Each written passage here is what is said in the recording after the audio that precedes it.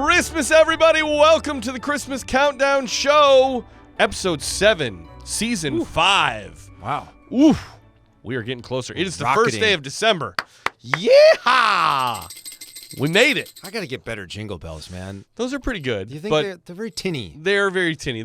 I think you need a large, I have like a wreath of jingle bells. Yes. That's very, we used Was it that in the our thing video. you brought the other day? Yeah. Oh my gosh, that thing was so robust. It is very loud. Yeah. It's on my daughter's door, so every time she opens the door, it No sneaking out of the house. No sneaking out of the house for us. Pro dad move. That's right. That's right. Welcome, everybody, to the Christmas Countdown Show. My name is Eric Petersen. I am one of your co-hosts. I've got my good buddy Danny Jordan here to my left. We are coming to you live from Southern California. We got Chris Sisley coming to us live from Brooklyn, New York. And it's an exciting day. It's the first day of December. Yeah. We have a great list today, a very fun list. We love our music lists. Love them so much. We love them. This is a new music list. Yeah. This is going to be top 10 funny, novelty, funny songs, Christmas songs. This is the most intimidated I've ever been to make a list. Really? Yes. Oh, because you're so funny. Oh, I've got a good list of I'm sure I you got some do. good stuff. And going into it, I was like, I know funny Christmas songs, but I feel like Eric is so great. This was my inner monologue, but now I can say it to you because you're here in front of me. I feel like you are so great at unearthing really original, funny things. Like the fact, found some good stuff. I mean, It's a Cow Christmas is a sure. perfect example of that, and that you've known it for most of your life, and I've never heard a whisper of that album. And so you were I could hear you down the hall, like, playing little teasers of what might be coming, and I was like, in my brain, I even got more stressed. I was like, I've never heard any of these, and I feel like I'm going to have 10 songs. You're like, oh yeah, Danny. Well, I have Amateur. alternates in case anything doubles up. I have on-the-fly adjustments. I have a few alternates as well, but I'm excited for this. I like that you said sort of like sort of silly as well, because like that. Yeah. That's what I was debating with this list. Was like, does it need to be laugh out loud, funny? Or can it just be like a really silly sort of idea for a story that you put into a song? And sure. So that's fair. I'm excited to see how this plays out. We should say that this seems like a good spot to do our little disclaimer. Okay. So we'll do the countdown later in the episode. Yes. And this will be a regular, family-friendly, family-appropriate Christmas countdown episode.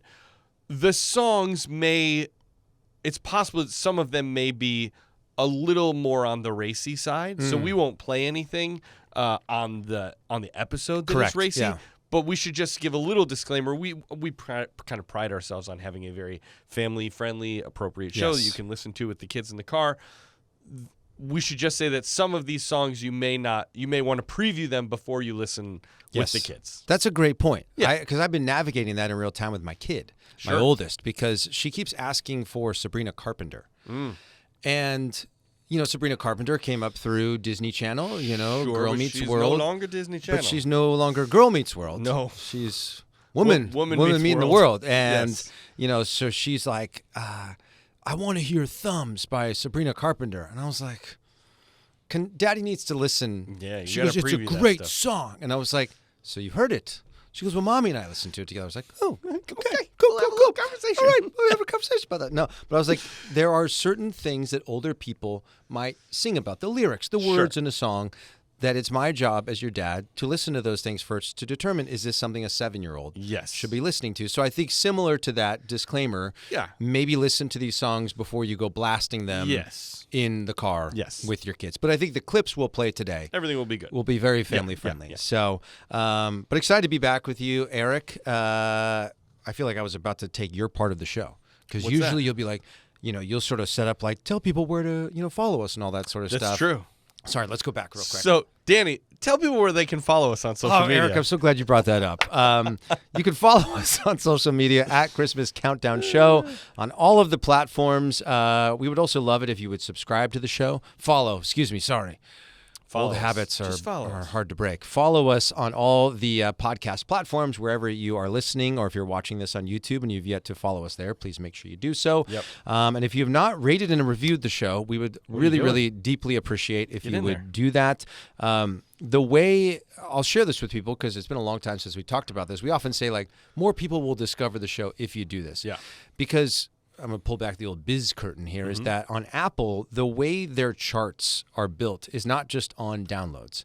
It's how many new subscribers have, tapped that subscribe button or follow button, excuse me. Engagement. The engagement, how many people have left a review, have rated a podcast, and all that gets factored into their inner sort of like data computer systems, the beep bops. And then that's what spits out like the top 100, top 200 lists. So Sure. you writing us a review not only lets us know how you think the show is going, but it genuinely puts us on a chart, which means more people may discover what we're doing here. And I think, couldn't we all use a little bit more merriment? I in agree our completely. lives? And we do have some reviews to share, but I'm looking over and I see you going through a stack of cards. Did you want to hit us with one before we get to the reviews? Let's just get a couple Let's in do here it. real quick. Come on. No, that's not good. That's not a good one. Ooh. This one's good. Here, okay. Where do you put the non-good ones? Do you like put them at the bottom? I bury them. Oh, you I do? bury them at the bottom. So is that code for burn? Yeah. When we get to season 7, and I'm like, oh nope, I did this one before. Okay, how did the two rival Christmas trees get along? I don't know, Eric. How? They signed a peace treaty. Ew. Zing. Peace treaty. Come on, give us a couple. Who's never hungry at Christmas? I don't know, Eric. Who? The turkey. He's always stuffed. Oh. And how can you be hungry if you're not with us anymore? That's true. Why did Santa's helper see a therapist? I don't know, Eric. Why? Because he had low elf-esteem. Hey. That's pretty good. There's a very similar sort of joke that we're going to get to. Should we bring it up now? What's that? I was going to save it for Merry Minutes, but we got to share this on the big show. Okay. Cinnamon Sylvia, Yes. who is one of our field correspondents. Yes. I just want to share this now because I feel like people, if they have not heard about this, they need to hear about this. Did you hear, because I'm sure you did, that they are celebrating the, 12th day of Christmas? Did you hear this? That they're having a big elf-themed celebration in Times Square in New York City. Yeah, but they're putting like elf in the middle of it, which Yep. is absolutely brilliant. There's going to be this big activation happening in Times Square in New York City, which is very exciting. And I wish we could go to that. I know. Maybe Chris can go represent us Yes. and maybe get some photos and videos and even more reason to follow us on the socials because we'll put that up there. But I was like, this is amazing. How is this happening the one time we are not in we're not there. New York City at the holidays? Let's get to those reviews, though. Let's do it. We got a few here. You want to take this first Sure, one? I'll take the first one. This is an Apple review. This is from Heathers48. Maybe her name is Heather. Maybe she's a fan of Heathers the musical. Huge fan of the Heathers musical. There you go. You have to be a big fan of a musical to make it your Name it your handle. Yeah. This is 5 golden rings. Yeah. And 5 golden stars. Yeah. Was pretty nice. Yes.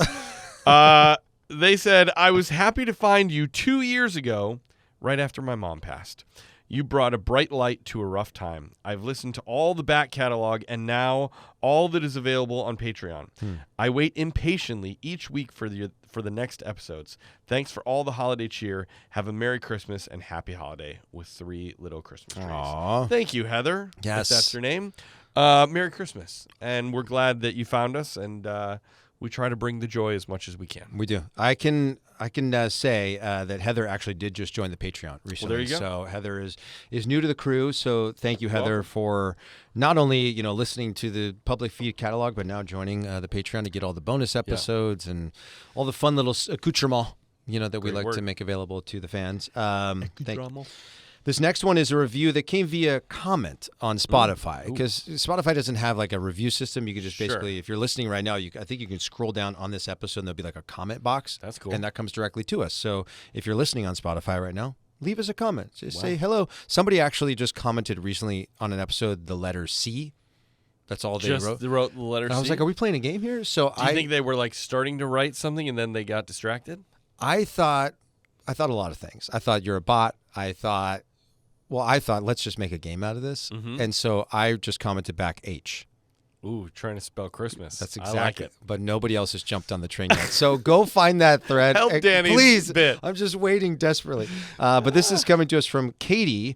And the title of this review is Desert Santa Buzzard Tumbleweed. A great title. I'm very intrigued. Bro, I had no idea what this meant. And Katie wrote 5 golden stars here. 5 golden stars. Yeah.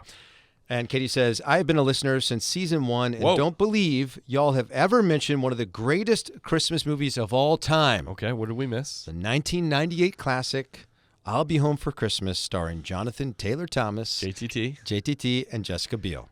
Okay. You can find it on Disney Plus. If you have never watched it, I know you will love it. Thank you for this podcast. It's a great way to wind down after a very busy day. So I'm guessing, now I will share that when I saw this come through, I was like, well, I want to make sure I'm not saying some code that I shouldn't be saying out on the internet. You know, Sure. like there's like, alpha, beta, like stands for letters. Okay. I was like, am I about to like shout something out that maybe I shouldn't be Sure. saying? But this is, I guess, a for code. the desert Santa buzzard Tumbleweed. I was Yeah. like, is that spelling something that Yeah. I shouldn't be saying? It's something that JTT's character says in the the movie. movie. Yeah. Okay. I don't know the movie. And as I was reading this review, Chris, in years past, I think we did this last season, like the Very Impossible trivia game. Yeah. Where he presented all these questions to us that were from a Christmas movie that we'd never seen before. I think it was Ernest. Ernest Yes. goes to the North Ernest Pole Saves or Christmas Yeah. or something Yeah. like that. And I thought, well, wouldn't this be another fun movie? This would be a good one. 'Cause Have you neither seen the of- movie? I've never seen Never this. seen it. Yeah. In my life. I mean, obviously, a huge JTT fan. Sure, yeah, of Posters, course. all of the Tiger Beat, all the things. But no, we've never seen it. So maybe Chris can set that up. I don't know if he's like got all that. the games locked in for the rest of the season, but That's a good it'd idea. be kind of fun. I like it. Yeah. I love that. All right, next one is from Kim. Yes. This is an email that came in, and it says, "Thank you for all the hard work you all put in to do this podcast. I've been listening since day one. I'm a fairly new Patreon member just last year. This year is a hard year for me. I'm usually one that has some decorations out before now, but I've been struggling with depression really bad this year. I am, however, finding right now little things to hopefully get me back in that spirit of Christmas, like giving a gift to a child from the angel tree at church, listening to Christmas music, watching Hallmark and other Christmas movies, and of course, listening to the best Christmas podcast of all time. Please tell your listeners that no matter where you are in life, if you're struggling with depression or any kind of hurt at all, if you muster up just a little, or even if you feel like you have no more gas in the tank, that is okay. Know that the joy will be back. Thank you all for bringing so much joy and happiness, Kim. P.S. for the listeners, if you're not a Patreon member, do it because you are missing out." I love that. That's awesome. Thank you, Kim. And I'm sorry that you're having a tough year. Yeah. We definitely hear this from a lot of people, Yeah. that there's the joyful part of this season and there's absolutely the hard part of this season. Yeah. And everybody's in different seasons of their life. So I would just encourage you, to everybody that's listening, if you are in a joyful, plentiful season of your life and things are going pretty well, just be on the lookout for somebody who might not be in the same season as you and just Yeah. extend a hand, give a hug, give a call, send a card, do what you can. And if you are in the harder seasons, just know that the pendulum always goes back and Yeah. forth. There's always going to be a light to the darkness. So Yeah.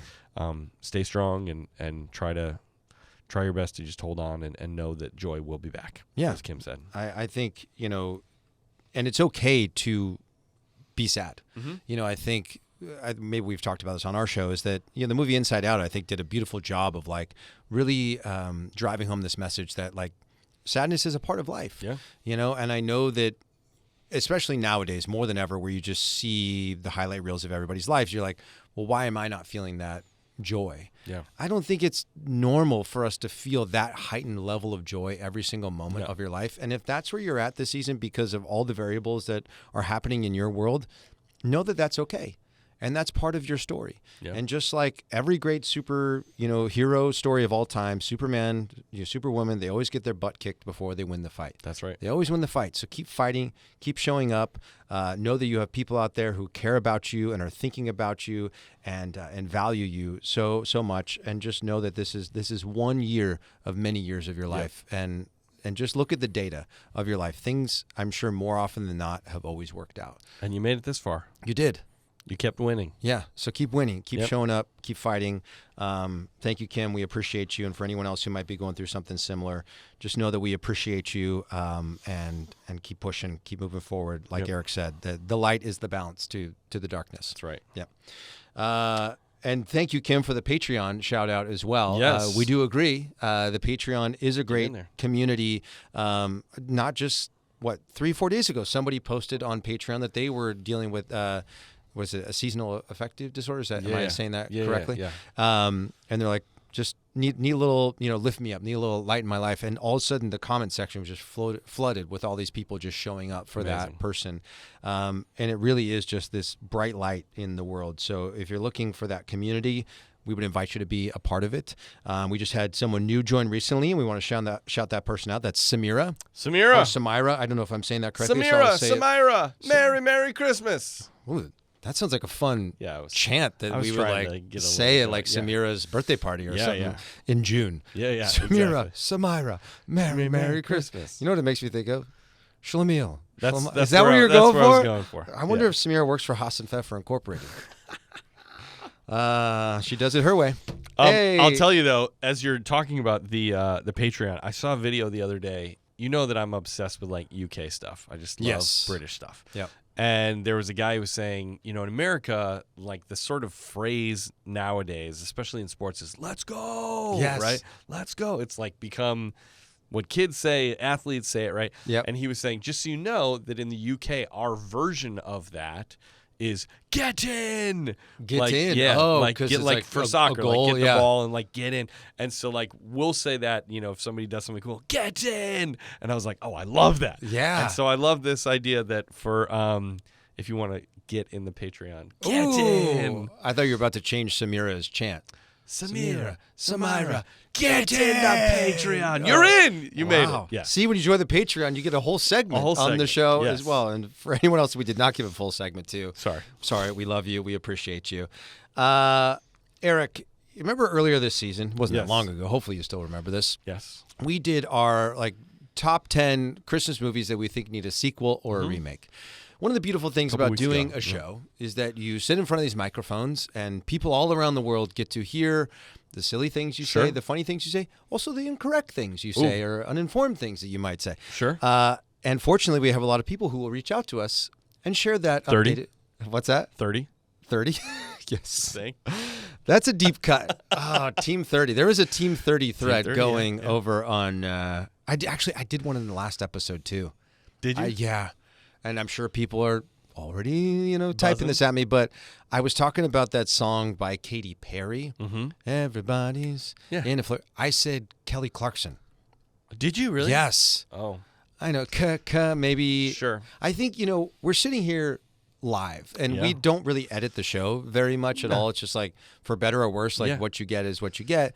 And I was feeling a certain way about it the other day. And then I was watching football over the weekend. Sure. And I heard all these incorrect things. The broadcast calling Wilson when it was Williams who caught the ball. I was like, you know what? It happens. Whatever. But anyway, in our recent sequels episode, we both cited in your big list, but in my bonus list, how we would love to have a Love Actually sequel. Yes. Multiple people from the UK reached out to us and wanted to drop some knowledge on us that they actually did a Love Actually sequel. It was called Red Nose Day, actually. Oh, I know about Red Nose Day. Did you see the video that they did? I've not seen the video, though. The entire cast got back together. It's a 11, 12-minute short. Oh, well, I got to watch it. You've got to watch it, dude. It's Liam Neeson is in it, and all those stories were what happened to the kid? Right. Blah, blah. I don't want to spoil anything for you. Don't tell me. Yeah, I'll watch it. But if you are a Love Actually fan and you did not know that this existed, we'll drop the link in the episode notes because it does everything you want it to do. That's great. And I want to talk about so many moments, but I don't want to spoil it for you. Yeah, let me watch it first. Original. And also on that sequel train, and I don't know if we've got a case here.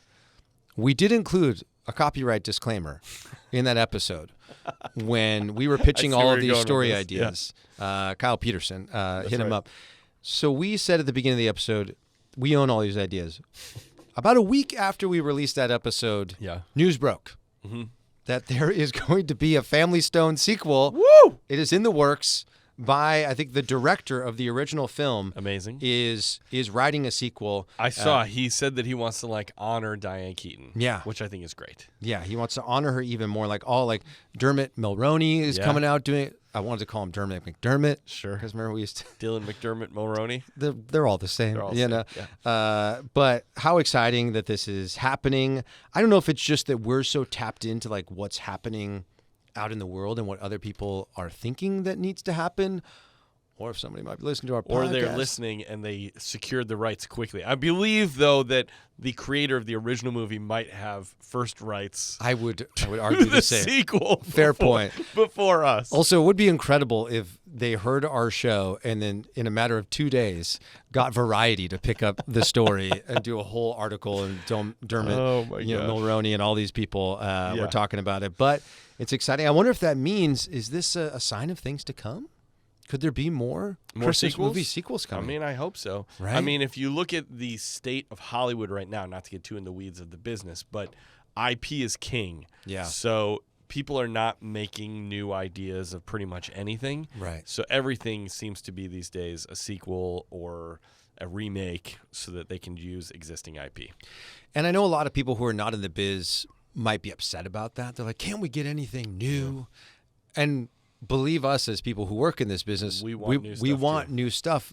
But the reality is, people don't go to the movies as much. They don't. They don't watch the TV screens as much, right? And you're fighting for eyeballs. Like I was having a conversation with some friends the other day about that Netflix has, a whole idea of that their second screen viewing, that they assume that their viewers are on their phones doing something, right? And so the storylines need to be simple enough that I can sort of be like, I kind of know what's happening in that show because I'm also on TikTok and Instagram, right, but I'm not really like just sitting and watching it. So when you have declining numbers of viewership, whether it be at the physical, cinemas or on TV screens, these big companies are so scared to lose money that they only want to bet on something that is a proven commodity. Exactly. And that's what it is. Yeah, it's the same in television as well. I mean, I just did the reboot of Extreme Makeover Home Edition. I mean, the last, I'd say 4 of the last 5 shows I've worked on have been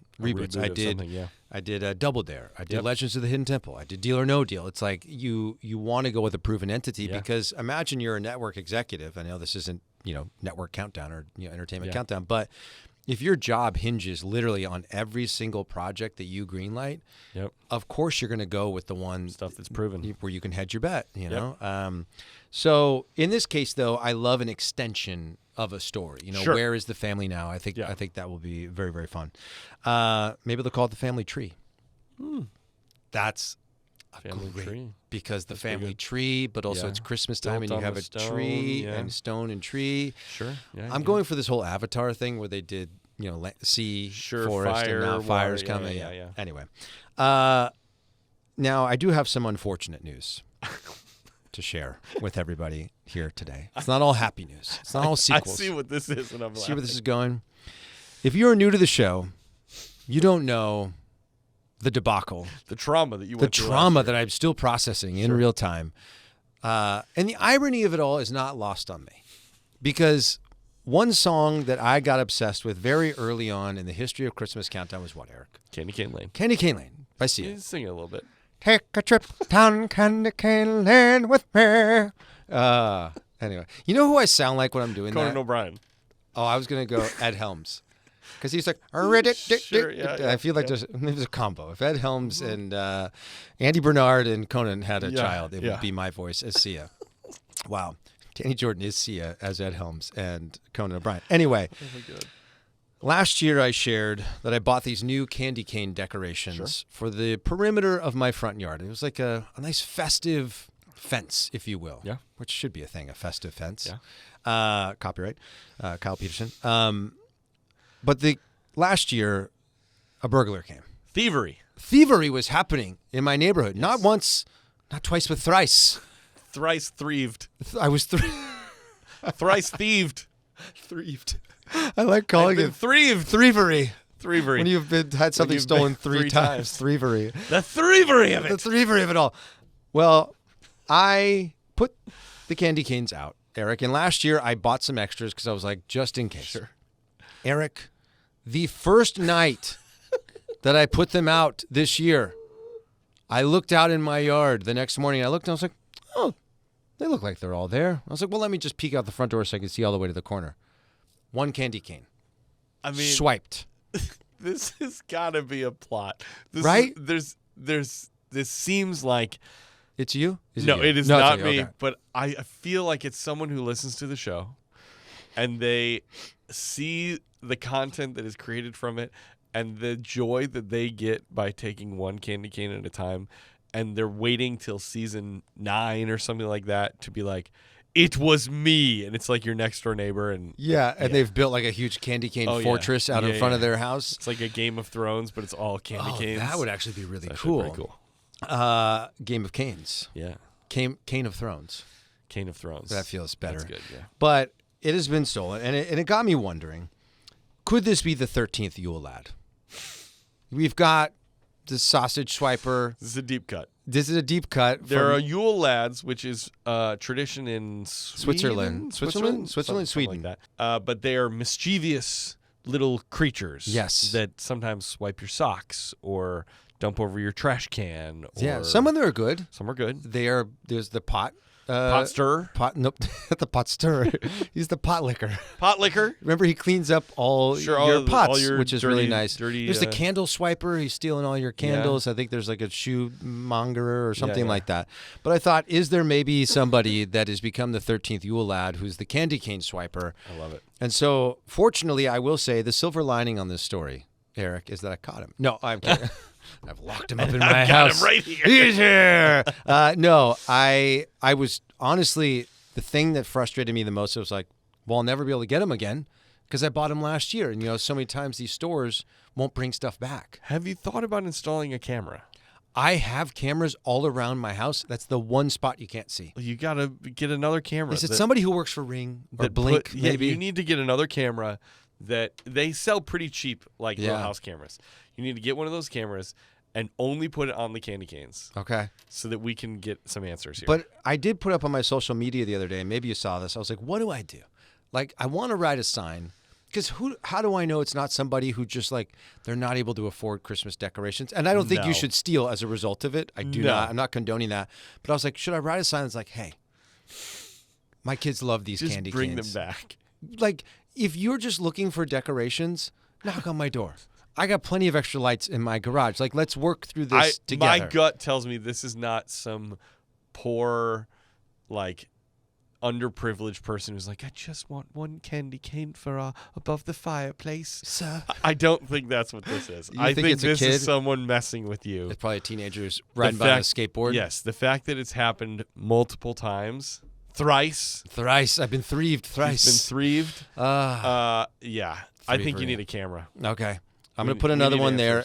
And should I have like a camera or like a microphone on it where I can talk to the person? No. I think let's get some information. Save it for the show. Okay. And then we're going to show and just blast them out to everybody around the world. Absolutely. If you're a private investigator or work in law enforcement, you have some ideas for how I can navigate this situation. The candy cane heist of 25. Yeah. Email us, kringle@christmascountdownshow.com. Or if you're the person who's swiping them, just come on the show and let's talk about this. Let's work through this in real time. because we want to know more about your story. Anyway, there wasn't all bad news over the weekend. Okay.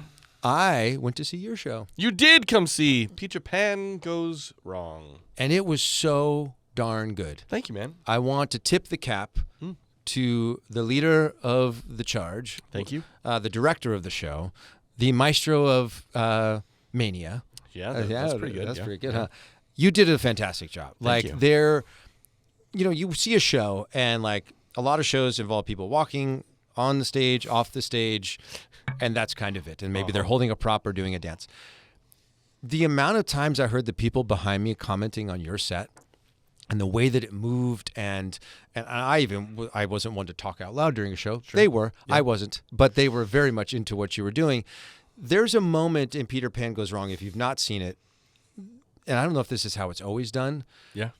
But the whole set starts turning. We call it the mayhem moment, yeah. And it's it's more than a moment. It's like a mayhem 10 minutes. About 20 minutes, 15 minutes, yeah. And the amount of choreography and blocking that has to happen there for the people who are moving between set pieces is pretty wild. Absolutely brilliant. Thank you. And you did such a fantastic job. I needed that laughter in my life that night, and I just want to tip the cap to you and Thank give you you very your much. flowers. Thanks for coming. I appreciate it. Dude, it was, and I wasn't the only one. Like, I think there were maybe 7 empty seats in the entire balcony that I could see, and people were loving it. We found out, you may remember that I was very proud of the fact that Play Goes Wrong was the highest, the best-selling show, non-musical in the history of La Mirada Theater, and Peter Pan beat that record. Are you serious? So now I have the 2 top-selling non-musicals in the history of La Mirada Theater, which is pretty cool. Put that little feather fact. in your cap, Yeah. Peter Pan. Very proud of it. But and now we can talk about it. Yes. Obviously, the comedy, the direction was amazing, but the fact that Kathy Rigby flew over the audience at the end, yeah, I smiled. it's pretty awesome. So big. So for people that don't know, Peter Pan Goes Wrong is about like a troupe of actors that are doing a production of Peter Pan, and there's a narrator character that when they did it on Broadway, like Neil Patrick Harris played it or Bradley Whitford played it, they usually bring in some sort of celebrity to kind of play this narrator part. Yeah. Kathy Rigby, the famous Olympian, and played Peter Pan for over 3,000 performances, got nominated for a Tony for it for Broadway. Obviously massively connected to the Peter Pan lore. She's one of the producers of the show. And so her and her husband are McCoy Rigby Entertainment. And so she played our narrator, which already would have been amazing for her to be a part of this with all of the Peter Pan legacy. Yeah. But then we came up with this idea that at the end of the show, during the curtain call, that she would fly again over the audience. Yes. And so they still, because I think it may have been the last place she had done it was at La Mirada Theater. Oh, really? Years ago, like 15 years ago, something like that, maybe even more than that. And so they still had the point installed in the theater that they attached the wire to, that's kind of like not above the stage, but it's actually above the audience. Right. So then basically we hook her up on a wire. She came out for curtain call. She had like a robe on, and then she kind of took a deep bow. The robe falls off, and she's in her original Peter Pan costume, but that still fits her at 73 years old. Oh, my gosh. And there's a guy named Jimmy, who's the fly guy, who's standing on a ladder, and he jumps off the ladder so he has a full like 6-foot drop. Whoa. So that he gets a massive pull on her, and she just goes right over the audience all the way up to the balcony, and she's throwing fairy dust and talking to people. And then basically we set it up so that would be this amazing moment, but then to get one last little joke, the song, like the curtain call music, kind of finishes, and it's like da da da bum. And then it goes to blackout. The whole cast has left the stage. The house lights come up as if the show is over. Yes. And Kathy is just dangling over the audience, and then she's like, can somebody help me? A little help now, And then they eventually bring her down, and she gets one more final bow. But it was a very cool experience, and it was very cool for Kathy to sort of go back to Neverland and have that experience, and to be the director of it all was a really cool thing. We did a fantastic job. Thank you. You should be really, really proud. I mean, because I think I saw her do Peter Pan when it was at the Pantages years ago. And to be in a more intimate environment like that, like it was so incredibly moving. Like you said, there's these things that sort of happen, like seeing your kid meeting Mickey Mouse the first time. There's just like these things that are just so magical, and to feel the whole auditorium get excited in that way. You get goosebumps because you're just having this shared experience with people. So it was beautiful, and I'm glad that I got to. Thank you. I'm glad I got to be a part of it. Of course, man.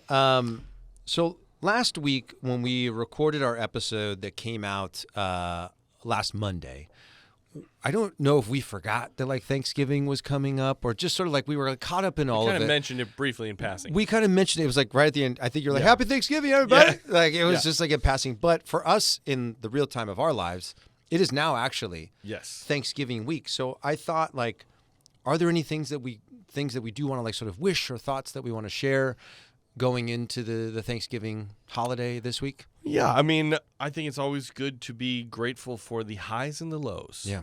Right? It's easy to say I'm thankful for, my church this past week, they were saying how it's easy to be thankful for your job, but what if your job's not there? It's easy to be thankful for your family, but what if your family is not speaking to each other, right? And so we have to kind of find what are the foundational things that won't change. For whatever that is in your life, whether that be faith or whatever you really can lock your sanity down on. Yeah. You know what I mean? And then I think the other thing is to be thankful for the challenges that the year has brought you. I don't know about you, but this past year, it seems like a cliche to say of like, oh my God, this year really flew by. This is the fastest year. I literally feel like Christmas stuff that I was doing last year happened 2 weeks ago. This is, for some reason, and I don't know why, but this year has felt truly like the fastest year of my life. I was just talking to Lisa about there's like a Christmas party, cookie party that we go to every year, and I was like, I feel like we're just there, like really not that long ago, and it was a full year ago. Yeah. So I think there's good and bad in that. You know, when time is going by really fast, it either means you're super busy or there's a lot happening. Could be good, could be bad. But I think to try to be thankful for all of the things that encompass and make up your life, be thankful for it. 100%. I don't know if we talked about it on this show. I think we did maybe last season, is the idea of like red lights when you're driving on the road, and how often, like if we're really trying to get somewhere and we get so frustrated by a red light, you're like, don't you know where I'm trying to go? Like I'm already late. But maybe the red light is actually a green light in the sense that like it is getting you actually exactly where you're meant to go, or maybe it's keeping you from being somewhere that you're definitely not meant to be. Like I was experiencing that this morning while I was, coming here to the studio, where I just felt like I was getting every red light, and I don't know if it's because I just been thinking about it more, but like the first word that came out of my mouth was thank you. Thank you for all the times you've put a barrier between me and whatever thing or person or place that wasn't for me. Yeah. And I know that we can get caught up in like, well, we want everything now, and more than ever, and we say that all the time on the show. But like, think about all the greatest things that have happened to you in your life, whether it's a loved one, a job, a trip, whatever it might be. It's always come from patience. Yeah. It hasn't come from something immediately just magically happening like that. Right. It's come from the journey, and that's the story of your life. Like really, life is one long story, right? Yeah. And nobody's in a hurry for that story to end. So why not just embrace all the things that have led you to this point, good or bad, because you're here and you have so many beautiful people around you and so many beautiful things to be grateful for, even if that is as simple as the breath in your lungs, the beating of the heart in your chest, your ability to taste, smell, whatever it might be. All those things are so beautiful. And I did want to share something. I know this is going to be the day, this is coming a few days after Thanksgiving, this episode, but I think it's important to read this because there's going to be a lot of Christmas parties and Christmas dinners and all this sort of stuff coming up. Love it. There's this page I follow on Instagram called Dr. Becky at Good Inside. Okay. And she shares like parenting perspectives on a lot of things. She has a podcast as well if you're a parent out there and you want to check it out. But it's 4 tips essentially to keep in mind with like Thanksgiving holiday now with Christmas coming up. And the first one is, what you cook or don't is not a measure of your love for your family. Some parents serve store-bought stuffing. Some cook 3 sides from scratch. Some order a pizza and call it a win. What's on the table means nothing about your dedication to your family. Sure. Love that. Number 2, your kid's behavior at the table is not a reflection of your parenting. It's different foods, different people at the table, and a big change in routine. You're still a good parent, and they're still a good kid, even if your in-laws add their 2 cents. Number 3, if they only eat half a roll, that doesn't make them picky or ungrateful. They're not trying to be difficult. They're sticking with what feels safe in a setting that feels like a lot. Sure. And the last one, you're allowed to take space for yourself. Yes, even on a holiday. Step into the hallway for a breath. Close the bathroom door for a quiet minute. Step outside for a quick reset. Taking care of yourself is part of taking care of your family. I like that. Isn't that beautiful? I like that. Because I think all people, whether you're a parent or not, we just get caught up in like what we're supposed to be or not supposed to be. And I think, these are important things to keep in mind. And so if you're a parent out there and you're looking for some good insights into parent-child dynamics and behavior, definitely check out Dr. Becky at Good Inside. I really like her perspective on things. Very cool. Tell Chris Missley that you may have a game over yonder for us. Well, if you know me, you know 2 things. 1, I supported Dartmouth Airs in the first season of Sing Off. I'm not ashamed to say it. Number 2, I usually tend to lean away from contemporary Christmas music. True. Yes. But I am an ever-evolving person, and I realize that while new originals don't always resonate with me, reinterpretations do. Ooh. And so I've compiled a Spotify playlist of fun contemporary covers of Christmas classics that I'll be pulling from for this game. It's time to play a listener favorite. We're playing Samtsirhc, otherwise known as the backwards song game. Yeah. Oh boy, this is so hard. Let's go. This is good, but it's so hard. I love this game. This is a very hard game. I'm sorry. So if you don't know how this game works, I'll play a song in reverse, and the fellows will have to name the song. But since I like to make things 10% more difficult than they need to be, they have to also say the title backwards when they answer. So we don't have to actually mix up the letters, but if the name was Jingle Bells, we would have to say Bells Jingle. You Correct? sure would. Correct. Do you want some paper? Oh, Would that make it easier? I don't have a pen, though, to write with. Ooh, sorry. What an empty gesture. Oh, is there another pen here? Oh Hold my on. God. I got some scissors here. That's hilarious. You want no. some paper? I Want don't some have a paper? pen, I though. don't have a pen. No, I'll be fine. I'll be fine. No, I can get you a pen. You want me to run off camera and get you a pen? I'll be fine. I'm going to figure I it can out. see one right over there. I'm going to figure it out. All right. I'm going to figure it out. Okay. I'll type it if I have to. All right, so I'm going to play the first one. If you know it, just let me know. And then if you're right, then I'll play you the real song. Okay. And we'll find out. First one's an easy one. Well, I think it's an easy one because I know what it is. But here we go.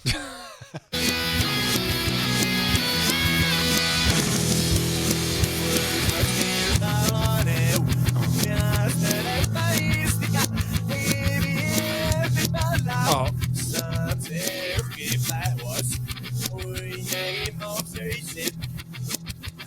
This is so hard. Get to the chorus. Oh my gosh.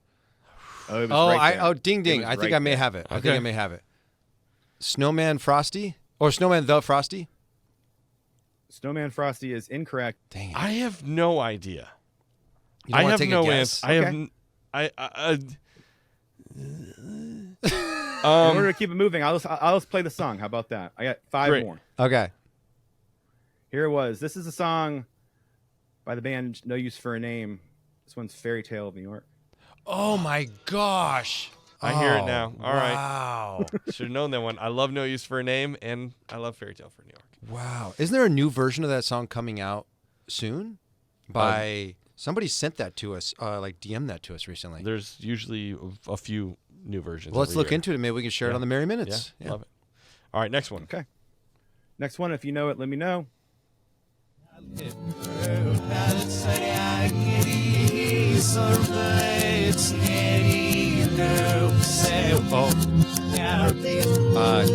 Ding ding. Ding ding. What do you think? I don't think this is right, but I was going to go Night Silent. Night Silent is incorrect. Dang it. Now, I will say that these new versions may be a little more difficult It because is. of the arrangements, but there are definitely fragments of the songs in there. If you go back and listen afterwards, you'll definitely hear it. Yeah. Okay, Do you want to give it another guess, or do you want me to play it? I'm going to give a guess of Christmas Blue. Ooh. Christmas Blue is also incorrect, Oh. unfortunately. It's the new arrangements because you get so Yeah. used to hearing someone's voice Sure. that you just associate them Let's with hear that what it song. was. Yeah. This is a jazzy remake. This is Bare Naked Ladies with God Rest Ye Merry Gentlemen. Wow.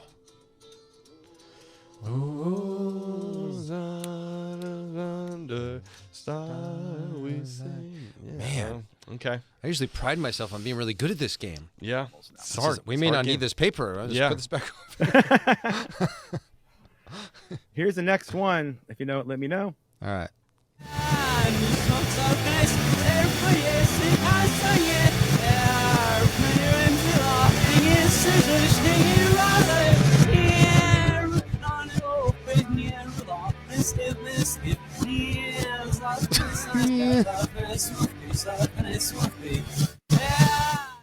I would recommend anyone that's listening to this, after I tell you what it is, to go back. I guarantee you'll hear it in every song. Wow.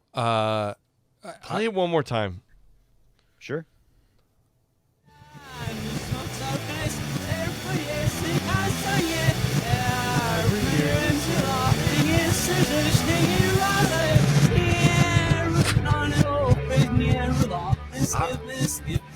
I can like kind of hear it, but I don't know what it is. I'm gonna take a guess. All right. Reindeer-nosed Red the Rudolph. Reindeer Nose Red the Rudolph is the wrong song and the wrong wording. I guess wrong either way. All right, I got no guess. No guess. Another one. This one's Ben Quiller with Here Comes Santa Claus.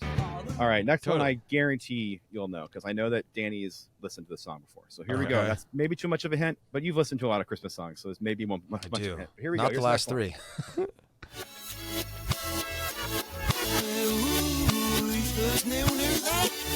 I know this one. I know this one. I like the vibe. Do you want to jingle or do you want to listen to more? You got it. Yeah. You ready for this? Yes. Hold on. Let me write it in reverse. Write it down. Wenceslas King Good. Good King Wenceslas. That is correct. Yes. Oh, dude, it's the Venice Beach. Yes. Venice Beach Dub Club. Dude, I love that you worked them into this game. Oh, that's good. Oh, that is so good. We love that song. Yes, we were just chatting about it recently. Yeah. I just discovered it and came across it. And recently on Black Friday, they released the song. Yeah. But they also did a stop motion music video of it as well. That's very Rankin and Bass, which obviously we're big fans of. And it's on Venice Beach Dub Club. They go by VBDC. VBDC. It's up on their YouTube page. You can also find it on all music streaming platforms. You know us. We love finding funky new takes. I don't know if it's the reggae aspect of it that made it stand out to me. There's there's that very specific beat. It might be the fact that I've been listening to it all the time. Because I feel I think we chatted about this recently. I love reggaeton music. You do, yes. And I love ska. Yes. And that falls into that world. Reggae is in that world. If you had a Venn diagram, it would be right in the middle. Music, I feel like reggae would be firmly. VBDC would be right there. VBDC would be right in that Venn diagram. VBDC, almost.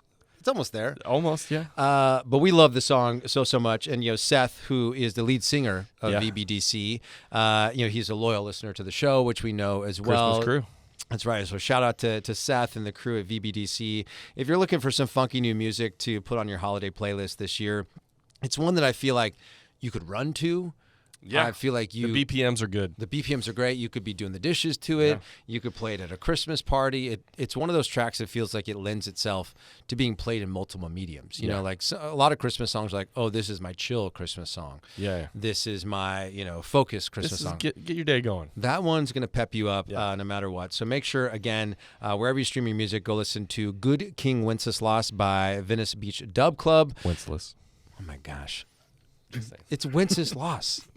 Do you still think it's Wenceslas? I do. Do you really? Yeah. Did we look it up on Google Talk to see what they say? I don't know if we did. I believe it is Wenceslas, but I don't believe that also. Oh, that's funny. If that isn't the world, I don't know what is. But shout out to Seth and the gang at VBDC. We love that track. So good. Do you have any more for us, Chris? Yeah, I have one or two more. We can give it a shot. These are going to be a little bit easier, hopefully, but maybe not. Hopefully. Here it is. Here's the next one. If you know it, let me know.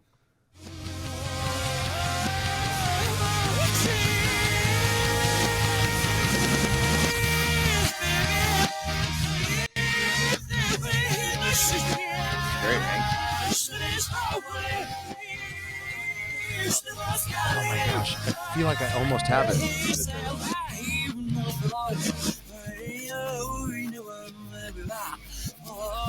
Ding, ding, ding. I'm gonna take a guess on this one. I'm so bad at this game. All right, go World to Joy. World to the Joy, or whatever you said, is unfortunately incorrect. Whatever you said. Want me to play it so you can hear it? Yeah. This one is Christmas, Baby, Please Come Home. Oh my gosh, it's like Winter our Garden, favorites. Florida's own Anne Berlin. Ooh, I like this. Yeah. Little halftime there. That's fun. Stuff. All right, one more. I think the reggae really lends itself to being played in reverse. Tonally, yes. Yeah, tonally. The sort of like emo pop punk rock is really hard to decipher because it kind of sounds the same. Yeah, but you got to hear. I But know. here's the thing: once you say what it is, I can totally hear it. Yeah. Yeah. All Okay. right, one more. Well, watch. I'll One- play that one. I'll play a little bit of that one again. Yeah. And you'll see.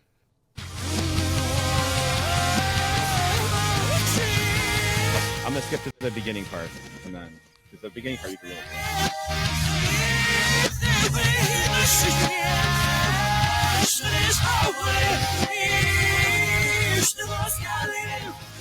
Yeah, I mean, you can kind of hear it. But Yeah. hear me out. It almost sounds like if you used the new melodies and put different lyrics over it, they'd be really cool songs. Sure, yeah. Like, what would you say over that? Like, it feels It's like kind of Evanescence. yes, yeah. Okay, let's see if we can get All right, one one more. One more. One more. We're changing genres. Okay. Hopefully, you have better luck with this one. If you know it, Is it ska? let me know.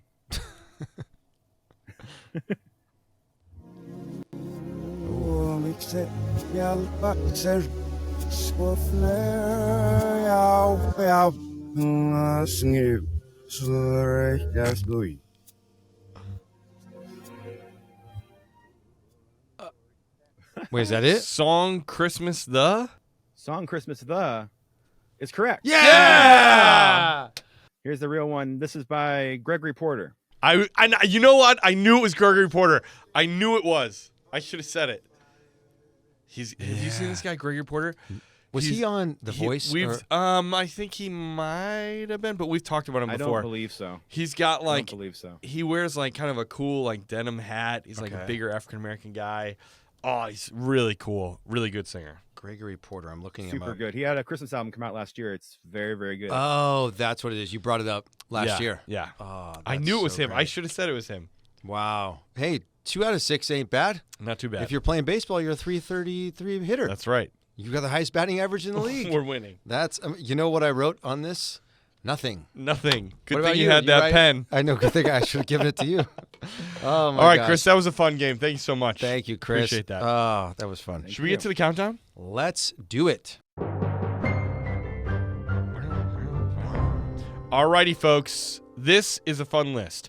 So, this is going to be our top 10 funny Christmas songs. Yes. Novelty songs. Novelty.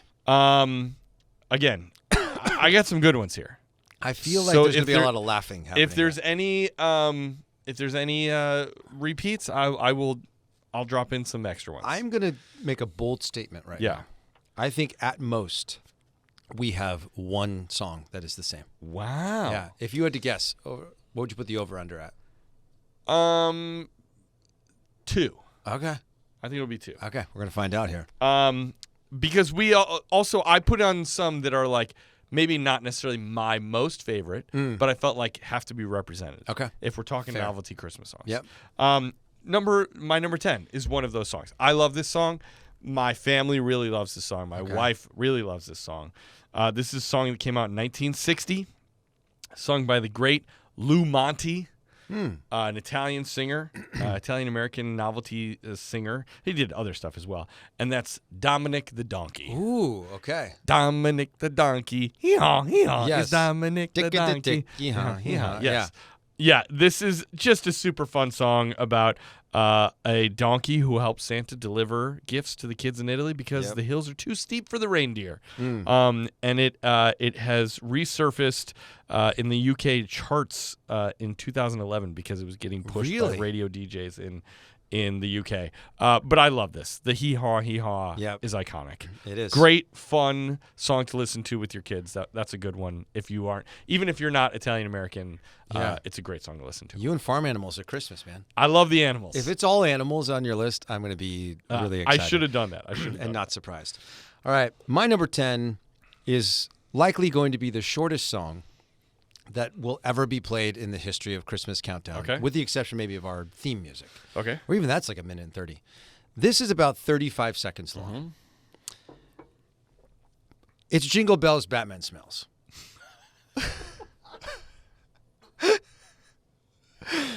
We all were kids at one point in time. Okay. It's a good one, right? That's good. It's funny. That's good. My kids have been singing this all the time lately, and I was like, has this ever been recorded?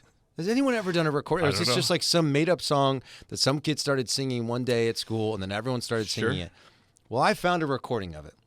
And Chris, if you could pull this up, it'd be great. It's It's on like some DC Comics album. It's called Christmas with the Joker. And I think it's Mark Hamill Sure. singing Jingle Bells, Batman Smells. Bravo. But what I love is it answered an age-old question for me. Because I don't know if you were like me where you grew up and there were like two camps of kids. Some sang and the Joker laughed all day, and some sang and the Joker got away. I think Joker got away. That's what they sing. But like my dad always used to sing, well, he's the Joker. So of course, what's he doing all day long? He's laughing. He's yeah. laughing all I day see. long. But I feel like the age-old question was answered here for us. So for all the kids out there, you're welcome, 6'7". There you go. 6'7". He throws a 6'7". I love it. Got to drop a 6'7" in there, Unc. Come on, love it. Unc. Let's go. All right, my number 9. This is a great one. Okay. So this is by Elmo and Patsy, Oh. who very famous for "Grandma Got Run Over by a Reindeer." Yes. That's not your selection? That is not my selection. Ooh, okay. This is an even better song because it also answers a question that you and I have talked about what do you call that little Christmas bush? A poinsettia. Not a poinsettia, a poinsettia. And this song is called Percy the Puny Poinsettia. It's a great song, came out in 1980. These were sort of, Elmo and Patsy were a duo that were sort of the Weird Al of holiday music before Weird Al. And Percy tells the self-esteem story of a tiny poinsettia who blossoms with encouragement. Did you put this on your list solely to prove a the point? A little bit. Okay. Fair enough. But it's also a great novelty song. It is I've never heard it before. Percy the Puny Poinsettia. Poinsettia. Yeah. Okay. And if only he had been Weta, then Yeah. he wouldn't have to spend Christmas all by himself. I like that. I've never heard that song It's really before fun. in my life. It's That's really funny. cute. Really cute. You're going to love my number 9. Okay. It's the Fanta theme song. Are you ready? No, I'm kidding. I'm kidding. Hilarious. Do you want that? No. If you don't know what we're referring to, was that only a bonus episode or was that Merry Minutes think that it's we Merry brought? Minutes. Okay. Good. I want to make sure some people know what I'm talking about. Yeah. Number 9, I'm going with a song that I don't think was ever recorded and released on an album, but it is a song that was written and it was performed on television. Okay. And it premiered December 9th of 2000 on SNL. And it's going to be I Wish It Was Christmas Today, performed by Jimmy Fallon, Horatio Sands, Chris Kattan, and Tracy Morgan. And it's a full 360 experience. It's a funny song, and it's so ridiculous. And I almost feel like this was Fallon sort of like doing maybe his homage to Adam Sandler and the Hanukkah song. Sure. Maybe, which obviously he performed on Sure. SNL. But if you've not seen the performance, it's brilliant. I love that year over year, I don't know if they've done it every year, but they keep coming back regularly for like the last 25 years, the 4 of them, and performing it again. So you That's a see like the Christmas- first, that's if you good. go to like YouTube, you can see like the first version. There's actually a video that shows every single time That's cool. they've done it on I like SNL. that. So That's that's good. going to be my number 9. What a wonderful segue to my number 8, which is the Hanukkah song by Adam Sandler. Oh, nice. That was so go. great. Yeah, my number 8 is the Hanukkah song by Adam Sandler, released in 1995. Debuted on Saturday Night Live originally, but you can also hear it on Sandler's records.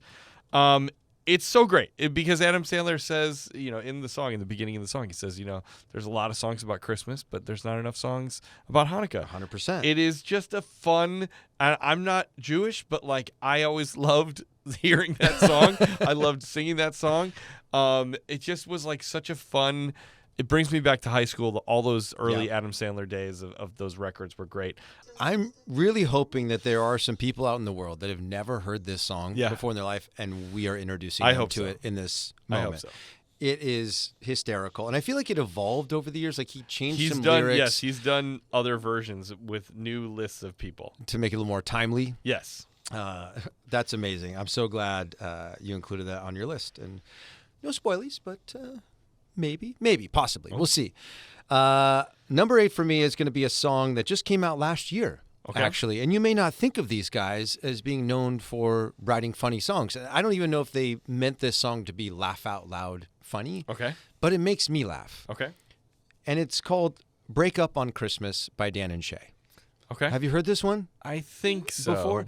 It's basically like, why did we wait all year long to break up on Christmas? Like all these gifts that I bought for your dad and your mom and your siblings and your dog, I could have saved all of that money. Like, why did we wait so long? I could have put them all out of business if we didn't wait to break up on Christmas. Wow. it's funny. like it's catchy, it's funny, it's witty. Look, we've all gotten into relationships at Christmas time. You know, I think Christmas is probably the most common time that people end up in relationships because you're like, oh, the magic of the season and all that sort of stuff. But a lot of people get angry at each other at the holidays and break up as well. And you're like, what am I going to do with all this stuff? Yeah. And I think we've all been on one or both sides of that equation at one point in time. So I love that they represented that in song. That's funny. Yeah. I like that. All right, my number 7 is going to be a song by Giggle-worthy. Oh, okay. This is a classic. Got to have it on the list if we're talking about funny Christmas songs. And that's the 1953 classic, I Want a Hippopotamus for Christmas. Yes. Giggle-worthy was 10 years old when she recorded this. Wow. And you may remember, I've talked about this on the podcast before, her daughter is friends of mine. They go to our church. That's right. And so she was an Oklahoma child star, Gayla was, and the state of Oklahoma actually got her a real hippo after the song became a hit. Are you serious? And it went to the OKC Zoo. So she didn't get to like keep it and like She didn't have keep it at her home. house, Okay. no. But this was, it came out in the 1950s when a lot of these novelty songs were coming out. She eventually became a teacher, but I know that her daughter has told me that like every year she sort of like goes on a couple of morning news shows and sings I Want a Hippopotamus for Christmas. It's just a ridiculous, spectacular song that the kids love.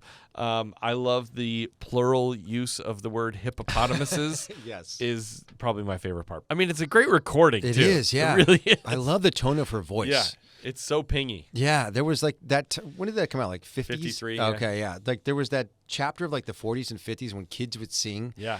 I don't know if it was something about the recording equipment back then, but like the way their voices resonated on recordings. So good. Like the kid who was saying, I'm getting nothing for Christmas.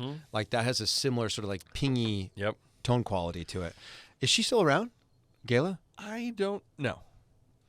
Because I was like, could we get her to like make an appearance on the show if she was Let's still look around? her up. She is. I think she's still alive. She's 82 years old. All right, I'll do some. Dude, I'll put out how a feeler. iconic would that be to have Gayla-worthy on the show? All right, Can we put it out into the universe? Let me talk to her daughter. and No see what I can guarantees, do. no Yeah. guarantees, no promises, but that would be amazing. All right. Next up for me, let's get Jimmy Fallon making another appearance on my list. He had that record came out last year, right? Yeah, Didn't he have Holiday Seasoning that came out last year. And there were like some songs that weren't comedic. He did the song with the Jonas Brothers. He had the song. There was a lot of tongue-in-cheek stuff. Like he had the track with Ariana Grande and Megan Thee Stallion. He had the one with, what's her name? Oh my gosh. Who you bring up? Trainer, Megan Trainor. Yeah. But the song that I want to call out was not one that I'd heard until recently because I only heard the bops, the popular ones. He did one that's just him, and it's called Weird Cousin. I think I've heard this. Did you hear this one? I like this one. And it's really funny. It's very like folky, like growly. But it goes on to say, and you can't help but love him. Sure. Like we all have those people in our family that are like, I just don't get it.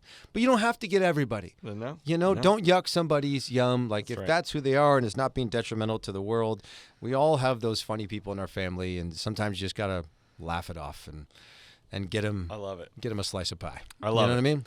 All right, my number 6 is going to be by Bob Rivers. Bob Rivers is a Pacific Northwest radio disc jockey who is sort of famous for Christmas parodies. He has an album called Twisted Tunes. Many people call him the king of Christmas parodies. Really? And this is a song called I Am Santa Claus. So it's a remake of Iron Man by Black Sabbath. Yes. But it's all with like Christmas lyrics. Oh, it's spectacular. Gosh. That's hysterical. It's so good. How many? This guy's released multiple albums? I think he may have a few, but Twisted Tunes is his sort of Twisted like Tunes. most famous one. Oh my Yeah. gosh. Is he still around? Probably. We it get came Rob out in Barrett on the 93. show. Let's just get all these these random people. I would love Bob it. Rivers, yeah. That's amazing. I Am Santa Claus. Very fun listen. See, this is exactly what I expected from this list. There's a bunch of songs I'd never heard of before that would make me laugh. Now this next song, you know it. Okay.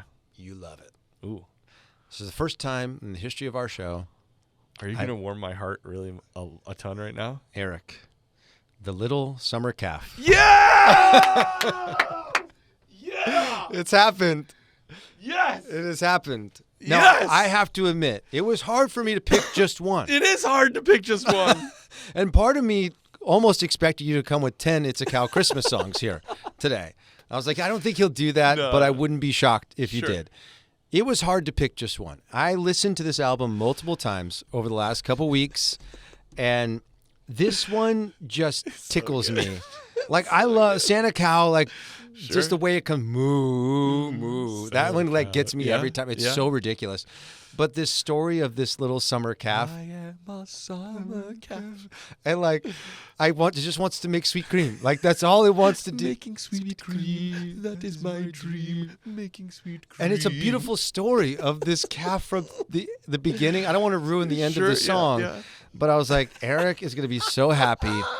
And if you don't know what we're talking about, The Little Summer Calf was on an album that Eric's family stumbled across many, many, many years ago on cassette, right, originally? CD. Oh, CD, okay. But it was in like the bargain bin. Right, Yeah. by Rob Barrett Jr. and Terry Esau. The album is called It's a Cow Christmas, which we don't want to take all the credit for this, but it is available on all streaming platforms. A little now, bit because of us. And I saw recently they have like 1,200 active listeners, like 1,200 monthly listeners. There you go. They might all be from the show, Sure. for all I know. You're that Sure. Rob listens to it a lot. Yeah. But the whole album is funny, but this one really stood out to me. It cracks me up. Like I said earlier, I love the story of like the little calf through the end of the song. I don't want to spoil it, like milk. There's no winking of the performance. No. Like sometimes when you do comedy, you're kind of like, I know this is funny too. Isn't this funny? The way that all of those songs are performed is so honest and earnest Yes. that it makes the ridiculousness of it that much more lovely. Yeah, and that song in the scope of the album with like the big songs that are big and loud and like the big like party song where they're like in the barn. Deck the stalls, Like, yeah. Go to sleep, you cow. Like it just is so sweet, like you said, so and good. earnest. That you're like you're rooting for this little calf Yeah. to be making 2% and all these sorts of things. It's brilliant. So thank you for bringing it into my life. I'm so glad that it made it on your list. yeah, That makes at me number so happy. 6, I no love less. it. Yeah. All right, my number 5 is going to be, this is really a pick for my son. Okay. If I didn't put it on this list, he would be mad. Miles loves Perry Grip. We were just talking about it earlier today. Perry Grip is a guy who he was the former frontman of the indie band Nerf Herder, if you remember Nerf Herder. He makes these short, sort of viral novelty songs like It's Raining Tacos, Space Unicorn, Square Bottom Cat. Like there's just a bunch of stuff, right? And my son's favorite of all of his songs is called Reggie the Christmas Hamster. And it's all about a hamster that has to save the day because Santa's sleigh is broken down Yes. and Reggie needs to deliver all the gifts. It's just like hardcore, like kid rock, and it's awesome. That's going to be my number 5 is Reggie the Christmas Hamster. So good. I got to play that for my kids. Oh, they would, dude, once you play them Perry Grip, be careful because it is their whole life. Emerson thinks that your kids are like the coolest kids Well, there you go. in the world. Like she's like, how old is Miles now? She's always asking me, how old's Sophie now? Like I was like, it's only been 11 months, but she's always like checks. She goes, oh, they're just so fun and so cool. That's awesome. Yeah, my daughter looks up to your kids for sure, and great kids to look up to because you got Thank good you. kids. All right, Eric, 2 in a row that were brought to me by you. Ooh, It's going to be Socks. Yes, by JD That's good because McPherson. I'll tell you, it wasn't on my list. And Really? I was like, I made my list, and I was like, how do I not put socks in there? Yeah. So I'm glad that it's represented. This was, remember at the beginning I said, I feel like there's one song for sure that we are going to have on our mutual lists. And apparently I was you're wrong, alone. Yeah. woefully mistaken. But yeah, so Socks by JD McPherson. If you're been with us for a long time, you've heard us talk about this song a bunch. It's hysterical. I think the one thing that every kid can probably commiserate over, shared experience, whether you're a kid or whether you're an adult now, looking back on your childhood, is when you open up a box of socks. And you're just hopeful that it's not that. And you're coming up with every creative thing in your mind that it could possibly be that might sound and feel like socks, but no, my parents aren't going to get me socks. I feel like there should be a second version of called ties for dads. Dads sometimes just get like lame ties. Like it's one thing if you get a tie that's like, oh, it's a novelty tie or there's something personal about it. But sometimes dads just get ties. You know what's funny? In this moment I'm realizing, as I was putting on my socks the other day, I had the thought, I was like, I got to put socks on my Christmas list this year. And I was like, what have I become? Who have I become? Because I was like, they were getting all stretched out. Sure, it's like yeah. they're a little baggy. They're not like that crisp black they used to be. Sure, yeah. And I was like, oh, I used to hate the idea of getting things like this. And now I'm like, oh, I need mouthwash. I need socks. I could probably use a new belt too while I'm at it. I'm like, what? No, don't do this to me. Next, I'll be asking for Dockers. Maybe 10 years from now. But it's hysterical. It's something we can all relate to for sure. And I think I shared this in a previous season, but like it makes me think of the one year. Did I tell you that one time my uncle gave me a gift and I opened it and it was the Ninja Turtles video game on Nintendo? Mm-hmm. But that wasn't what was inside of it. Did I tell you this story? I feel like I may have mentioned it. Well, if you're new to the show, spoiler alert, it wasn't the Ninja Turtles Nintendo game. It was one Hanes shirt. Not the full 3-pack, one Hanes shirt. So maybe this is me processing my feelings through J.D. McPherson. Thank you for introducing me, Tim. I'm glad I can't believe like that's a 7-year-old album at this point. I know. That's wild. All right, my number 4. This was a new one that I found just for this list. Really? And it made it all the way to number 4 because it's very fun. Okay.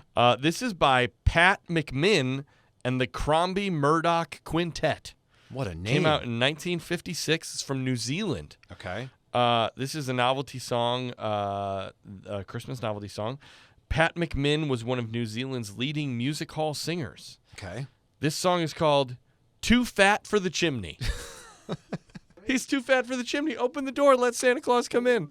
Why are we making him go down the chimney? So he's not stuck. He's gotten to the top and he's like, no, that's not going to happen. Hey, kid, can you help me up here? It's too fat for the chimney. I just love it. It's so like wholesome. That's like the whole song. There's a couple more little lyrics in there that are, rhyme and are wholesome and funny. But I loved that. Oh my gosh, that's really funny. Too fat for the chimney. I feel like did Ella Fitzgerald do not that song, but like a similar one about like Santa Claus got stuck in my chimney, stuck It does in my sound chimney. familiar. Yeah. Yeah, but you're right. It is so wholesome. Like I'm sure every kid has wondered, like, how does he fit down the chimney? That's so funny. Just leave the door open. Smart. Yeah. I love it. Snow might get inside, but who cares? All right, number 4 for me. This is one I just discovered as well, and immediately jumped to 4 on my list as well. Amazing. And that's going to be We Three Kings, specifically by Spinal Tap. Ooh. I didn't know that they had done a Christmas either. recording. They recorded this, and if you're not familiar with Spinal Tap, it's the same group that it's a Christopher Guest movie. Guest, he wrote Best in Show, Waiting for Guffman. Mighty Wind. Yeah. Like it's very satirical mockumentary. These characters are just so ridiculous, and the actors who are in them are absolutely brilliant. From Eugene Levy to Catherine O'Hara. It's if you've not watched any of those films, do yourself a favor and do it. But they did a satirical recording that was on an album called Share the Wonder that came out back in 1993. All right, my number 3 song is a song that I think has been represented on a countdown before. Okay. I think. And it's Stretchy Pants by Carrie Underwood. Oh, yes. Do you remember this song? Yeah. I put my stretchy pants on. It's all about eating too much food at the holidays and getting ready for it and not having any shame. This song came out in 2021 by the great Carrie Underwood. The proceeds went to support The Store, which is a Nashville nonprofit food pantry, which I think is awesome. It's all about just like, I'm going to attack this food table, get out of the way. I got my stretchy pants on. Just clear the way because I'm about to eat. I love that. And I love that. That's so good. Yeah. And embrace that. If you want to eat a little bit this holiday season, absolutely get after it. Live your freaking life, YOLO, baby. Our number 3 for me is a song we all know. Okay. It's one of the most famous, I would say, Christmas songs from a movie ever. And it's You're a Mean One, Mr. Grinch. But I am specifically calling out the recording that Jim Carrey did that was featured on the soundtrack for the live action version. Sure. I think his performance is so great. By now how much I love Jim Carrey. I'm going to watch that version of Grinch this year because it's been a few years since I've watched the live action. So I'm excited to watch it. Yeah. We're going to watch it. We just chatted in our Merry Minutes recently about there was a reunion between Jim Carrey and Taylor Momsen that they met up at the Rock and Roll Hall of Fame. I saw that. Which is really, really cool. All right, my number 2. I think that I've talked about this song before too. I think, and this one is less like laugh out loud funny, but it's definitely not written in a traditional way of writing a song. Okay. This is by Tim Minchin, who was the creator of Matilda, and is a very funny Australian comedian. Yeah. I think he's Australian. Is that right, I'm Chris? pretty sure he's Australian. Australian? Yeah. This came out in 2009. The album is Ready for This. The song is called White Wine in the Sun. So Tim Minchin is a very smart, satirical comedian and artist. This song definitely, he is not necessarily a person. I don't know if he's a full-on atheist, but he's definitely not necessarily a person of faith.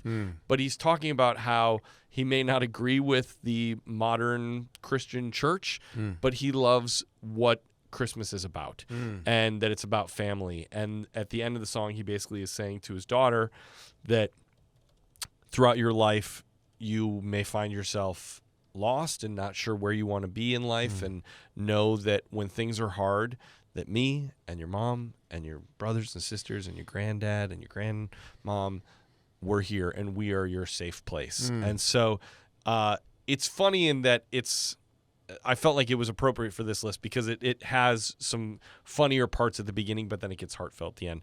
And he's talking about like he objects to the commercialization of Christmas and stuff like that. But it's really great. And the ending of the song really is very heartfelt, and it's all about how family is the most important thing, and that Christmas time really brings everybody together kind of as much as it can. So I love that song. I feel like you may have like shared in like memes and things or something at one point. You're like, hey, I just found this song. Yeah. And I'm loving that it's getting its chance to shine here. That's Yeah. great. Okay, number 2 for me, this going back to our disclaimer at the beginning of the episode, this is one that if you look it up, there are 2 different versions of this that exist, I think, on all streaming platforms. There's one that is explicit with the E next to it, and there's one that is not. So if you're going to play around your kids, choose the one that doesn't have the E. And if you're a kid out there, choose the one that doesn't have an E. That's right. Your parents are going to break down your door. And Yeah. you're not going to be able to listen to our podcast anymore. Yeah. Nobody wants Don't that. get us in trouble. No. And that's going to be Good Afternoon from Good Afternoon. Spirited. Oh, that's good. Starring Will Ferrell and Ryan Reynolds. This movie hit me out of nowhere. Like I knew I was going to enjoy Will Ferrell in a movie because I always enjoy Will Ferrell in a movie. But it was ridiculous in its essence, but it was such a fun bend and take on the Christmas Carol story, and the music is brilliant in it. Obviously, Will Ferrell is absolutely hysterical. Him and Ryan Reynolds have such a great dynamic with each other. Came out in 2022, and this is sort of the moment in the story, because Will Ferrell's character is one of the, the ghosts that visits, souls and tries to get them to make amends and change and correct their life. And Ryan Reynolds' character is a really great salesman, and he's basically pitching Will Ferrell on the fact that, like, hey, you just got to let people know how you feel. And, like, if people are doing you wrong, let them know. And they do this whole song about basically telling somebody off and using this phrase called Good Afternoon, which is meant to represent something else. It's a hysterical scene. The interaction between the characters in it is brilliant. I love the dancing in it. And just this notion of, like, good afternoon being an insult, I think is really funny. So if you haven't watched that movie, obviously it's one that's got some more adult elements to it. But I feel like it didn't pop in the way that I hoped that it might. It's a good one, though. Maybe it'll have a Apple resurgence. TV? I think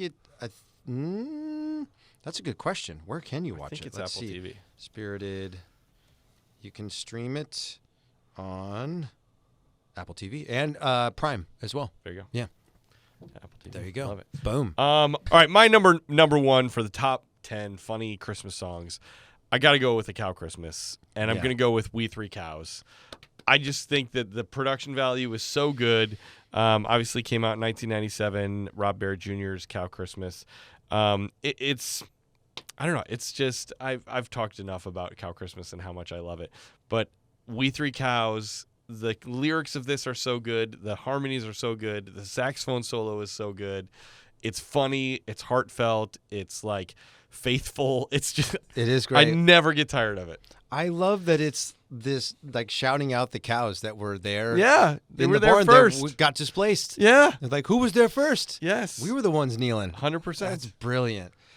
I had a feeling you would Yeah, have it had to something be from there. Cow Christmas Had to there be at there. number 1. I was just excited to see what it was going to be.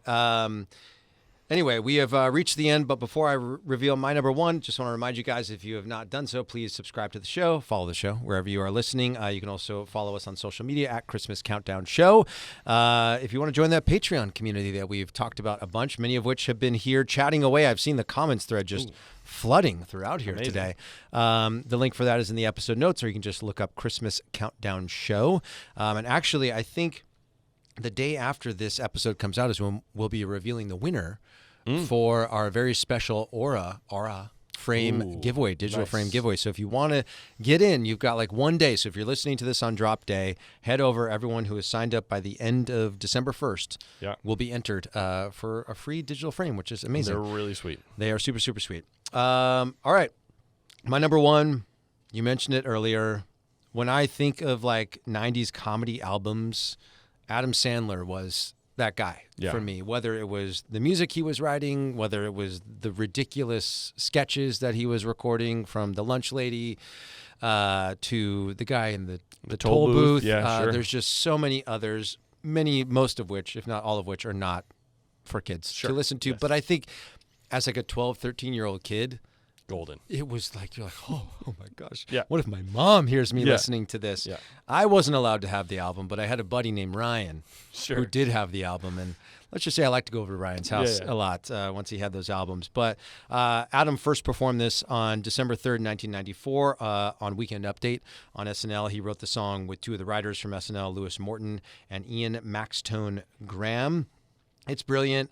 You know, as I've shared on the show many times, my family, is split. My stepdad is Jewish. My mom is Christian. So I celebrate both. We celebrate, Hanukkah and Christmas. And I just love that there was this song that came out about Hanukkah that became so popular, right? Because when you get to the holiday season, most people think Christmas, it gets the most money put behind it, but there is another really big holiday that gets celebrated at the same time and just doesn't have the hits, the bangers, like we do on the Christmas side of things. And so I love that Adam wrote this song and referenced so many amazing, celebrities throughout, and it was so timely and funny and witty. And it still makes me laugh to this day. I just love the rhymes he works in. That great rhymes. Sometimes it's a real name of the person, or it's the character that they're most famous for playing, like in the case of the Fonz, and that being Henry Winkler. I think as a kid, I always thought Dinah Shore's name was Dinah Shora, just because of hearing it like that. That's funny. But of course, she's Pauly Shore's mom, right? No, that's Mitzi Shore. Oh, is it Mitzi Shore? Oh, Yeah. okay, it's Mitzi Shore. But Dinah Shore was a singer. Oh, that's right. And then, but Pauly Shore, I think, replaced Dinah Shore in a later version of the song. But it gets me every single time. I absolutely love it. I love that he says some people think Ebenezer Scrooge, but he's not. Yeah. But guess who is all Three Stooges? All Three Stooges. So good. It's so great. Can't beat Adam. Grateful to have grown up and been a teenager when he was making comedy in the world. Absolutely. Yeah. All right, folks, that's going to do it. This was a fun list, truly. It was. A funny list. Hopefully we introduced you to some songs that you've never heard of before. Hopefully this will open your ears and mind and heart to some novelty songs. Yep. It's a fun way to just create traditions with your family. We've obviously talked about my family with Cow Christmas. Find some fun, silly song that you and your kids can listen to and laugh about, and they will remember that experience of laughing at stuff with their parents. Yeah. So it's a great tradition to sort of implement into your family. But we will catch you on the next episode, but we'll close it out how we always do by saying a very, very heartfelt Merry Christmas. And happy holidays. We will see you on the next one. Bye, everybody. See ya. That is my dream, making sweet cream. Oh. So good.